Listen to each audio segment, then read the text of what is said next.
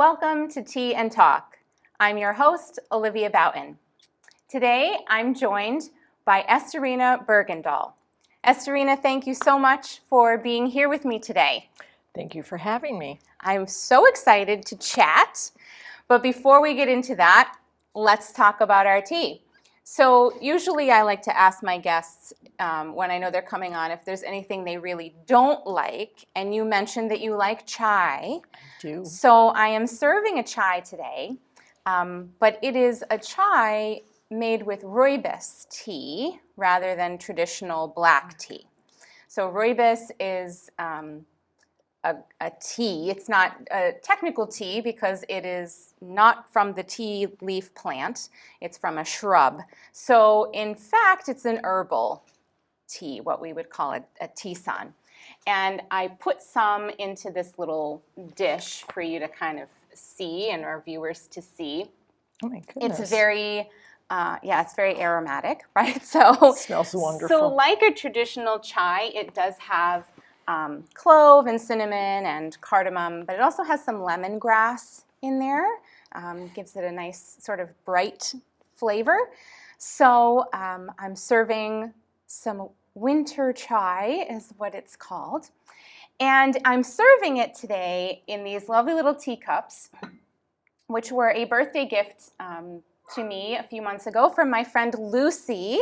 And I know you know Lucy as well, and her grandpa and grandma from St. Peter's Church. So thank you so much to Lucy for these lovely little cups and saucers that are getting used for the first time today. And I just have my sort of generic teapot, but I think it goes with the theme. And you mentioned how these napkins perfectly match. Perfect. Did they come as a set? No, the napkins I had separately, so I feel like it just was, Meant Lucy to be. somehow knew, right, my taste ahead of time. So, so let me pour you a little bit of tea, and we'll try this tea. I do have some milk and some honey if you want to. Straight up. Have either of those. All right, straight up for you. There you are. Pour a little for myself. Right, and it has that kind of reddish hue, right? It's very nice. It smells wonderful. It smells so great. It's very aromatic in here right now. It's one that those spices, right? The cinnamon and the clove and the cardamom, they really make quite a lovely aroma for the air. There are some wines that can't be consumed. You just sit, you swirl, and you just smell the bouquet. And you smell. That's what this is like. Oh. Well, we do have to have a sip, right? Oh, absolutely. I mean, you can't just smell it all day.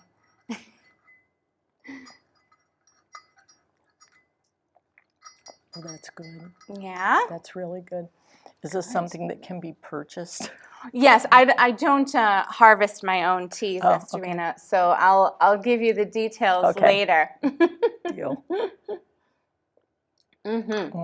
So now that we've got some tea in our hands, tell me about you. Where did you grow up?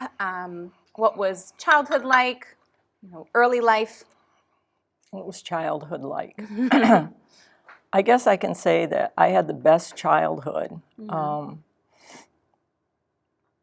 that one could ever expect. I grew up in the Gut here in Rutland, Vermont. My family were immigrants. My mother's family immigrated from Naples, Italy. My dad immigrated from Gela, Sicily. And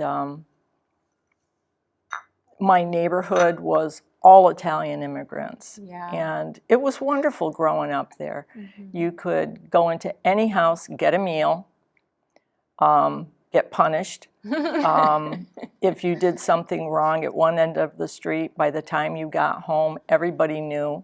And that was before the days of cell phones. I was going to say, right, there's and no even social telephones. Media. Right. None. No, but let me tell you, those old Italian ladies, they knew how to communicate. Yeah.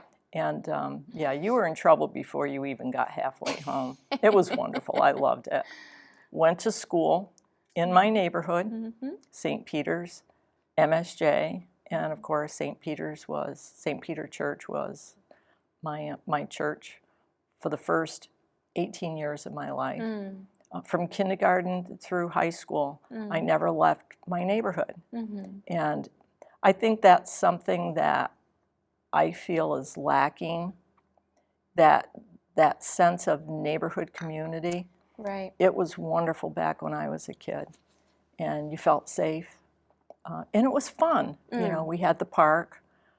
It was very small at that point. The nuns still owned it, and I don't know how much you know about Monsignor Connor Park. You do? Okay. I do.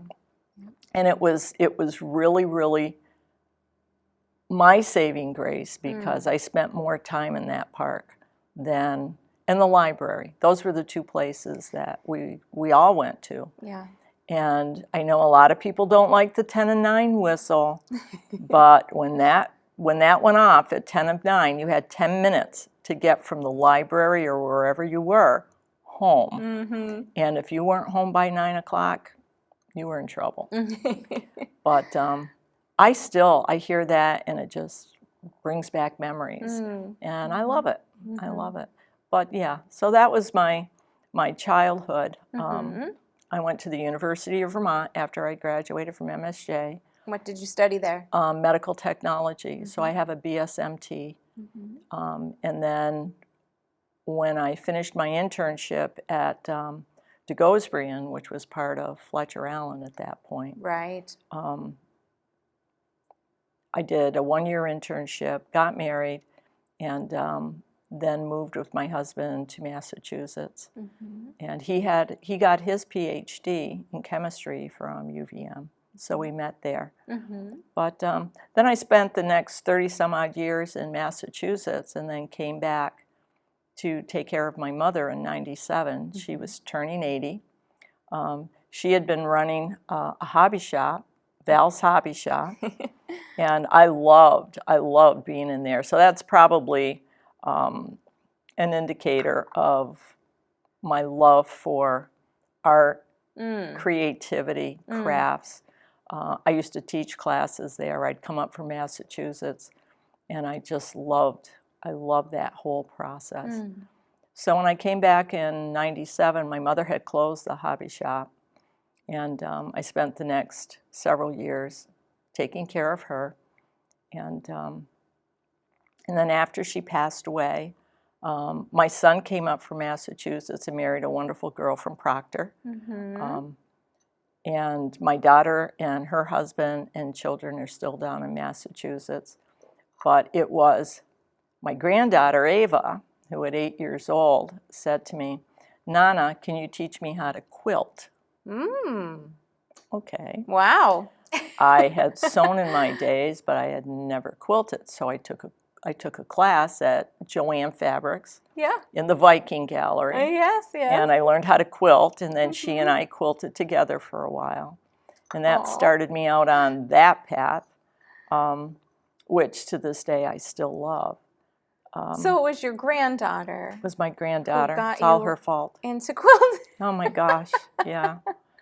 Ava, it's your fault, Ava. But we had so much fun doing it together. And it just kind of escalated because then I took a job at the Viking Gallery, and I loved it so much, and I loved my machine so much that when you love something a lot, you want to share it with people. And I wanted to share that love of sewing and quilting with other people. So I worked for Viking for a while. But you know, there's so many things that I've always wanted to do and couldn't. I'm going to go back to when I was in high school. I was so into Major League Baseball, New York Yankees. Oh my God, I love the New York Yankees. I was going to be the first female shortstop for the New York Yankees when I was 15. Wow. Well, that never happened. We had no female sports back then. Yeah. Yeah. what is it, Title IX? I'm not sure when that came in, but it was way after me. Yeah. So, you know, Yes, that's something that today we kind of take for granted. we do. Yep. And for me, it was, you know, they'd be playing down at the park and somebody would come running over, knocking on our door, because I lived 3 houses from Monsignor Connor Park. Esterina, what are you doing? We need a shortstop. We need a catcher. We need somebody in the outfield. So I'd run over with my Mudcat Grant baseball glove, and I'd play with them. And then once I got bifocals, shortstop was out of the question. You know, let's fast forward to being 56, coming back to Rutland and deciding, I think I'd like to play hockey. So I started playing hockey with the local women's group, and I love that. I love that. What position did you play? I was a winger. Okay. I was a right wing. It was just so much fun. And I mean, for most of us, you know, here we are, 50 plus. So you know, you don't check people into the boards. Right. You know, there's no high stick. Well, there might be a little high sticking, but you know, it's a whole different thing. We just got out there because for most of the women, they had spent years taking their kids to hockey. And after their kids were all grown up and out of the house, they thought, why can't I try it? Right. You know all the rules already, right? Yep. You know probably have the equipment, You probably have the equipment. which cost you an arm and a leg. Right. So, yeah. So it was fun. That's Those were the neat. best years. That's really neat. How long did you do that for? Oh my gosh, I probably played for, I want to say it was almost 10 years. And then I had a cardiac event, and which completely threw me off kilter. And by the time that was under control, I had kind of gotten out of the routine. Sure. So that's when I had to find other things to do. So, and I was retired at the time. So I started with, and I'm trying to, it must have been on Pinterest. I was hooked on Pinterest and all of the wonderful things that other people had created. So I got so much creativity out there, right? I saw these beautiful pieces of jewelry from twisting wire. So I thought, let me try that. Yeah. So I did that for a while. Yeah, you brought a piece I did. with you. So this is, yes, this is just one of many things that I did. But twisting wire was just so much fun, and it goes back to that therapeutic mentality where it's something to do with your hands. Yes, yeah. So that was one of the first things that I did. So I made jewelry, and I did farmers market, and sold some of my jewelry, and I was still sewing at the time, not selling much of my quilting, and it was very, very basic. Small pieces, centerpieces, placemats, nothing big. I never sold a full-size quilt. So that started it. And then when my fingers started to bother me from twisting wire and a little bit of osteoarthritis, you can't avoid it. Yeah, You know, I concentrated a little more on the quilting. And I've always had a passion for art. And as I was telling Jim, I love pen and inks. That was my medium. That and oil paints. And then I combined pen and ink and transparent oils and did what was called a reverse glass. Wow. So that you could use both things to create artwork, and that was fun. And then when I look at quilting, this is my palette. Fabric is an obsession with me because I'll see fabric, I'll look at colors and not have a clue what I'm going to do with it. And then a pattern will come along and I'll say, I know just the fabric I want to use for that. So for anybody who's out there and is a painter, this fabric becomes your palette. Right. And Right. I love putting fabric together. Yeah. That's the fun. And no two pieces will look alike. I never make the same thing twice. Sometimes even the pattern.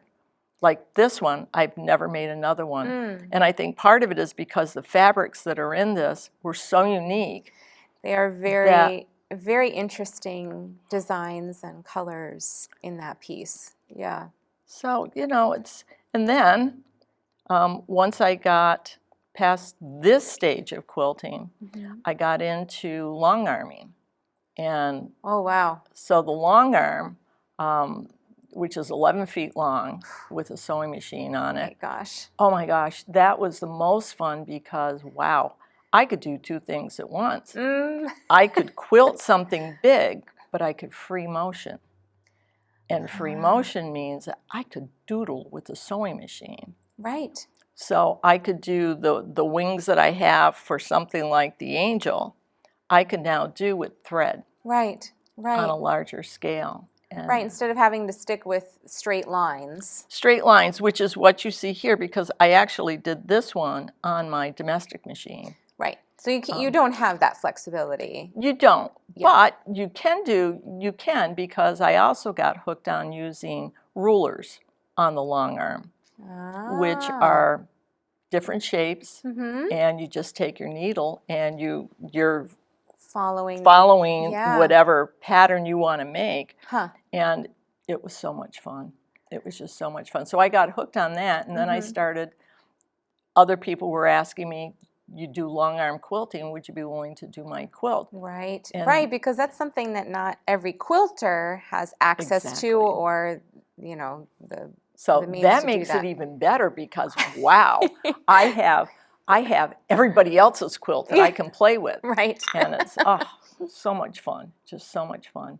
And I'm sure to see other people's quilts and their designs is inspiring for you too.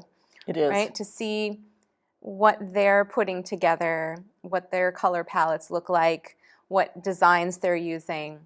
And I'm sure that can inform what you then choose to create on your own. And my main concern whenever I look at somebody else's quilt is, how can I make this better? How can I complement the amazing work that the original quilter did? Right. It's all about completing it. It's that final product. It's like looking at a painting and saying, I'm done. Right. This is perfect. This is just the way I want it. Yeah. And for me, that is so inspiring because I can use the same pattern, quilting pattern, on 10 different quilts, and it never looks the same. And that's part of that creativity and the freedom that you get. So I love it. I absolutely love it. Is quilting something that you do every day? I wish. Yeah. You know, sometimes life gets in the way. Right. I'll have a quilt on my long arm. I'll load a quilt and I'll walk by it. It's all on my long arm, all stretched out, ready to go. And I'll take a look.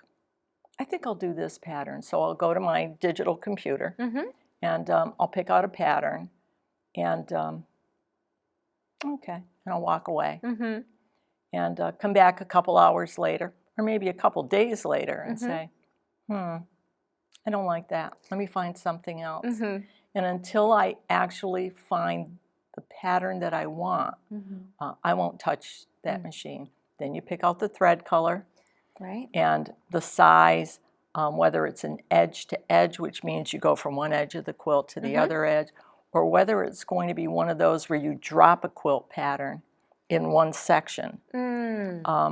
So there are a lot of different ways you can finish a quilt. And being the long arm quilter, that's the fun you get to do. Right. And for the most part, the people that trust me with their quilts trust me to pick out whatever I want, even though I'll say to them, this is a pattern I like, what do you think? This is a color I think should go with your quilt. What do Right. you think? Right. So you're So still it's- checking in. It's like Oh, heck yes. yeah. Well, You because have to. it becomes collaborative at that point. Well, when, I mean, for the amount of money that's invested in the fabric and the oh my work on a goodness. quilt, yeah, I Absolutely. don't want to mess it up. Absolutely. Absolutely. So I do that. Neat. So it's fun. It's fun. So talk to me about the drawings. Oh, the drawings. Yes. Okay. So I'm a mystery buff, love mysteries. And I was reading this one series of cozy mysteries, Kiki Lowenstein Okay. mysteries. And I forget the author's name. But anyways, there were something like 8 different little books. Okay. I'm reading them on my Kindle. And I'm going. And she was a scrapbooker. Okay. Okay. Mm-hmm. And she talks about teaching scrapbooking. And she talks about this thing called Zentangle. Am I allowed to say that? Mm-hmm. Okay. So she talks about this thing called Zentangle. I'm going, what the heck is Zentangle? So I Googled it. Mm-hmm. Like every modern day 77-year-old. Yeah, You're going to just Google it. So I did. Look it up. I did. And I was intrigued by the process and the reason for it. Mm-hmm. And it was talked about as a meditative way to put into your life that would kind of take you away from everything else that's going around you. Mm-hmm. And I'm reading about this, saw the authors of the book that was mentioned in the Google search, and went on to Amazon and ordered the book. Mm-hmm. And as I'm reading through this, I'm going, oh my goodness, this is right up my alley, because I've always loved doing pen and inks. Mm. So I got some paper, went out and bought a bunch of micron pens, and sat down and doodled, because essentially that's what it is. Right. And I never know what's going to come out. Mm-hmm. Never know. Mm-hmm. You start with a circle or what they call a thread. You draw a box. Mm-hmm. I usually do a 4-inch, 3-inch, 2-inch, and then I do circles. Yeah. And then I would do a thread. And then I would take one part of what's on that paper, and I would just do one section, for example, on the card. My thread was here and here. Okay. And I said, okay, let me do this. This, when it's divided up, I would create an arch here and an arch here, fill in one section, and then maybe fill in another section, put it down, walk away, cook dinner, you know, and then come back and do another section. And it started with the stained glass windows at St. Peter's. I'm looking at these windows while I'm in church, while we're doing a funeral, and God forgive me, I'm thinking of all the creative art that could be going on at home, just looking around this beautiful, beautiful church. So that's what I ended up doing. And a lot of what you see in my Angels of St. Peter are from the stained glass windows. Yeah, it's beautiful. So it's therapeutic. And then I embellish them.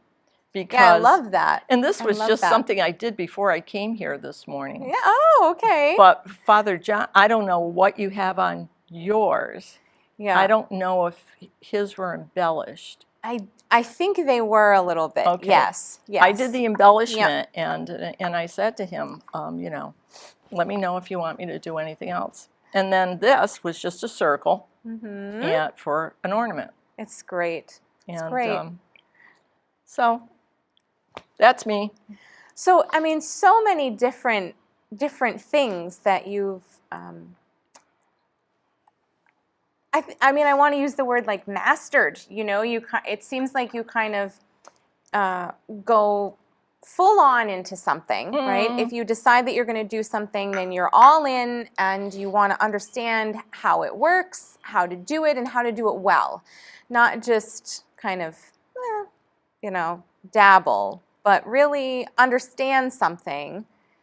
And it seems like that's just part of you That's being who a I am. creative person. It's actually part of me being a med tech. Because as a med tech, you're dealing with life and death. A lot of people don't even know what a med tech is, but we would do all of the blood work that the doctors would send to us, and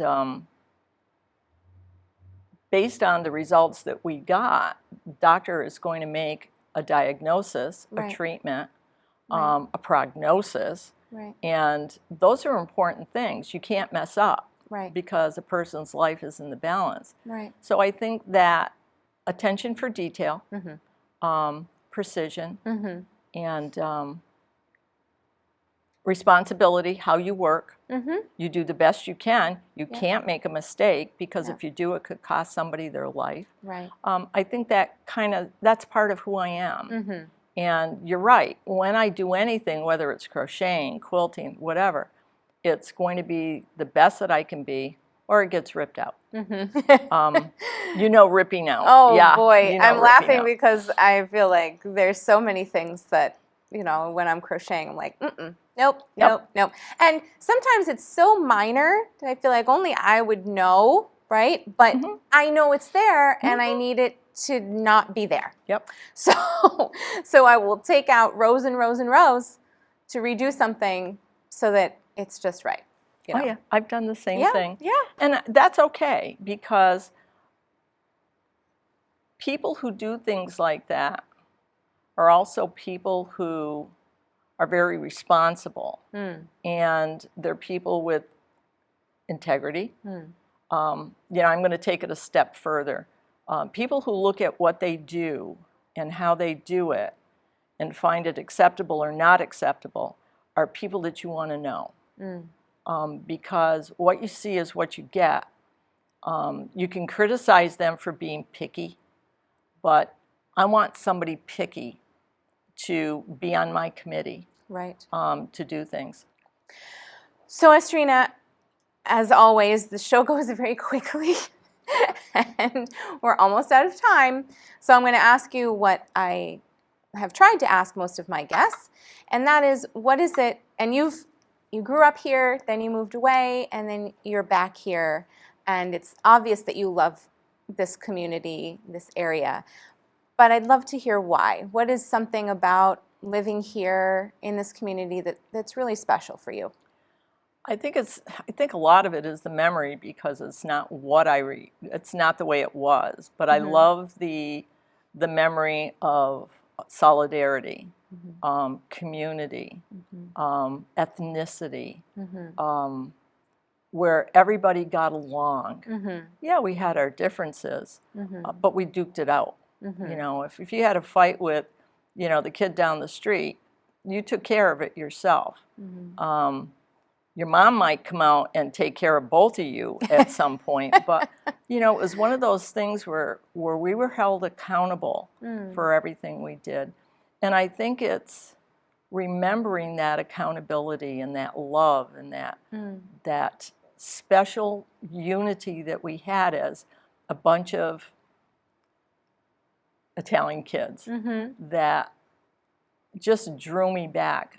What I see down, and I still live in the same house that I grew up in, and to see that everything has changed saddens me, because it was such a great environment to grow up in as a kid, that I feel bad that kids can't have that today, and they can't, because too much has changed. It's a very different world. It is. It's a very different world. I mean, we mentioned earlier, that when you were growing up was the time before cell phones, social media, all that stuff.